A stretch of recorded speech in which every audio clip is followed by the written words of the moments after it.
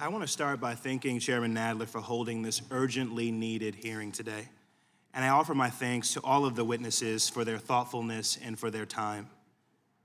As I read through Justice Thomas's concurring opinion in Dobbs, I think of the heads up he gave us about the far-right majority's plan to overturn other well-established constitutional rights that Americans had just taken for granted in their daily lives.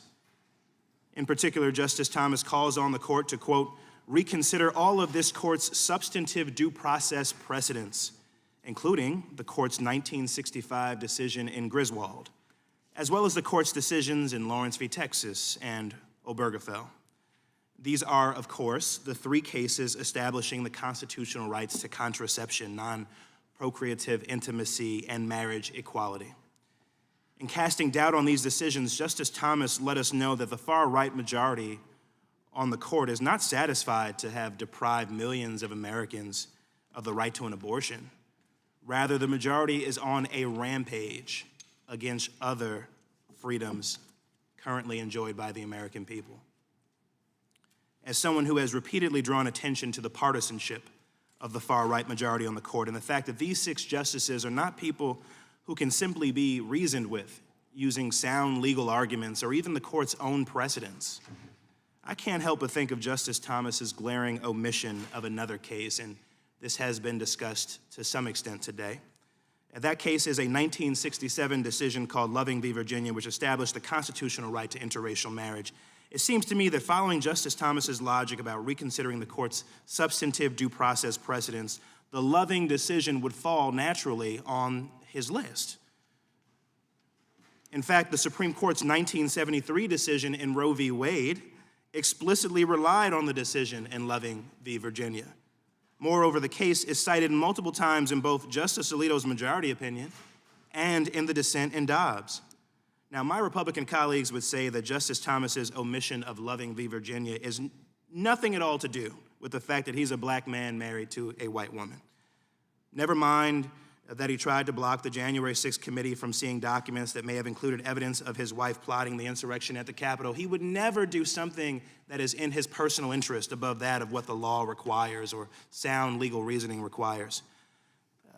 Professor Murray, what does it say to the reputation of the Supreme Court, or what does it do to the reputation of the Supreme Court and to people's faith in the institution that justices like Clarence Thomas appear to be deciding cases based on their own personal preferences and political ideology rather than what the law requires? Thank you, Representative Jones. I will note that this idea that judges deciding cases based on their own predilections is the very essence of the judicial activism that your conservative colleagues have denounced. I also wanted to respond to Representative Owens's comments about condescending racism. I would like to perhaps call attention to the condescending sexism of this decision, which seems to view the choices of women as somehow illegitimate when they make them. The Supreme Court has virtually ignored American women with this decision, and the consequences will be startling and alarming. Thank you, Professor. A Gallup poll released on the day before the Dobbs decision revealed that 75% of Americans do not view the court as a legitimate, nonpartisan institution. Confidence in the court is vanishingly low for good reason. The question is, what the hell is Congress going to do about it? And it turns out we are not powerless to stop this court's rampage against our freedoms. Congress, in fact, has a breathtaking number of options to rein in the power of this rogue Supreme Court. In the past, Congress has deprived the court of appellate jurisdiction to issue certain decisions.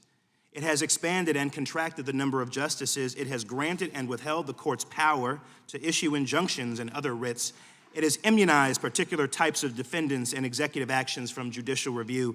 It has suspended causes of action to bring certain challenges, and of course, it has taken other actions. I have routinely urged this body to take action to reform the Supreme Court, action that is desperately needed to meet this moment in our history. It's why I introduced, along with Chairman Johnson and Chairman Nadler, the Judiciary Act to add 4 seats to the Supreme Court of the United States. And additionally, I recently proposed an amendment to the Women's Health Protection Act that would strip the Supreme Court of its jurisdiction to review that very legislation and channel all review of its constitutionality and legality to the D.C. Circuit Court of Appeals. Interestingly enough, the conservatives on the court, specifically Justice Roberts and Justice Thomas, have long endorsed Congress's ability to do these things. We are at an inflection point, and years from now, history will record this as the moment when we decided what we would do to defeat the threat of fascism in this country posed by the modern-day Republican Party with the Supreme Court of the United States as an accomplice. I yield back.